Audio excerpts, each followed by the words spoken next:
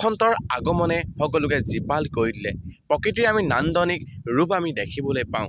আমি যদি এফালে দেখা পাওঁ ঢোলৰ গুমগুমনি আৰু আনফালে আমি শুনা পাওঁ কলি কেতেকীৰ মাত, গতিকে আমি বসন্তৰ আগজাননী বুলি আমি গম পাওঁ। আৰু সেই পৰশৰ উমান পাই আমাৰ অসমৰ থলুৱা শিপিনীসকলে নিজৰ হাতেৰে গামোচাসমূহ প্ৰস্তুত কৰে।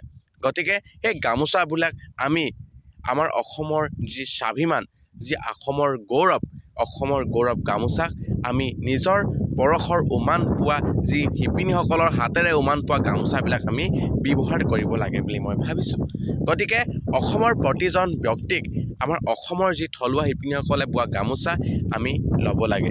যি বহিৰাগত কোম্পানীৰ দ্বাৰা মেচিনাৰী নিৰ্মিত এই কোম্পানীৰ যি বহিৰাগত যি গামোচা, এই গামোচাবিলাক আমি পৰিত্যাগ কৰি আমাৰ অসমৰ থলুৱা শিপিনীসকলে বোৱা গামোচাবিলাক আমি ব্যৱহাৰ কৰিব লাগে বুলি আমি প্ৰতিজ্ঞাবদ্ধ হ'ব লাগে। গতিকে সকলোলৈ মোৰ ফালৰ পৰা ৰঙালী বিহুৰ আন্তৰিক অভিনন্দন জ্ঞাপন কৰি আমি আমাৰ ৰঙালী বিহুটো উলহ মালহেৰে পালন কৰোঁ। আহক আজিলৈ ভিডিঅ'টো ইমানেই।